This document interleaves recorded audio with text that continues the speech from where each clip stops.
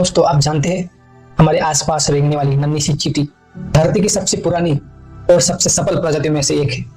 तो चलिए आज हम जानते हैं चींटियों के बारे में, उनकी जन्म कथा, उनका विकास, उनका जीवन और उनके ऊपर विज्ञान का रहस्य। तो चलिए हम चलते हैं 15 करोड़ साल पीछे। विज्ञानों के अनुसार चींटियों का लगभग 150 मिलियन साल पहले यानी 15 करोड़ साल पहले क्रिटेशियम काल में पैदा हुई थी।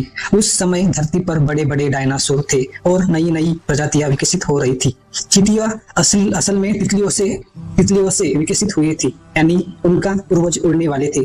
तितलियां थी, लेकिन धीरे धीरे उन्होंने उड़ना छोड़ा और जमीन पर रहना शुरू किया। यह बदलाव उन्हें धरती का सबसे सफल जीव में से एक माना जाता है। चींटियां अकेले नहीं रहती बल्कि कॉलोनी में रहती है।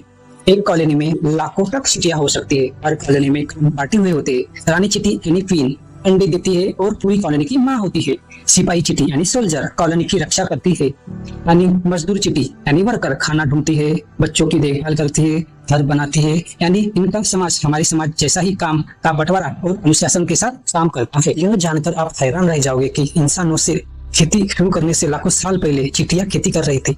कुछ प्रजातियां फफूंद, मोल्ड और फंगस उगाती है और खाती है। वे अपने खेती की देखभाल भी करती है जैसे हम अपने फसलों की करते हैं। यह नहीं, वे ऐसी प्राकृतिक एंटीबायोटिक उपयोग करती है जिससे फसल पर रोग न लगे। चींटियों के पास बोलने की शक्ति नहीं होती है, लेकिन वे हार्मोन नामक एक रसायन छोड़कर एक दूसरे से बात करती है। जब एक चींटी को खाना मिलता है तो वह गंध छोड़ती है और बाकी चींटियों को उस रास्ते पे बुलाती है। इस तरह वे खतरे का संकेत भी भेजती है। यही कारण है कि आप देखते होंगे कि चींटियां की लाइन कभी टूटी नहीं होती बल्कि सीधी होती है। चींटियां सब कुछ खाने वाली होती है। चीनी, फल, बीज, कीड़े मकोड़े, यहाँ तक मरा हुआ जानवर का मांस भी खाती है। उनका रहना सहना अनोखा होता है। वो जमीन के नीचे जटिल सुरंग और कमरे बनाती है। कुछ पेड़ों पे रहती है, कुछ पत्तों पे घर बनाती है।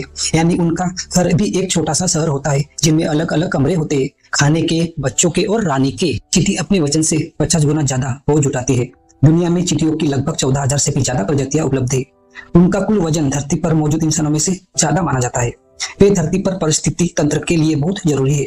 मिट्टी को उपजाऊ बनाती है, बीजों को फैलाती है और मृत जीवों को साफ करती है। वैज्ञानिकों ने उनके डीएनए पर आनुवांशिक जानकारी का अध्ययन किया है, जिससे पता चलता है कि वे कैसे तितलियों से चींटियों में बदले।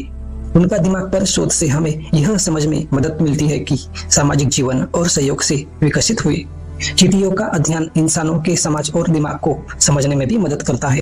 चींटियों का संसार वास्तव में अद्वितीय है। उनके सामाजिक व्यवहार, श्रम विभाजन और संचार के तरीके हमें बहुत कुछ सिखाते हैं। चींटियों की सबसे बड़ी बात हमें ये सिखाती है कि टीम वर्क और सहयोग से हम बड़ी से बड़ी चीज हासिल कर सकते हैं। तो दोस्तों, जब अगली बार आपको चींटी कहा दिख जाए तो ये ना समझना कि वो एक रेंगने वाला छोटा सा कीड़ा है, बल्कि 15 करोड़ साल पुरानी एक जीती कहानी है जो आज भी जीवित है। ये समझना।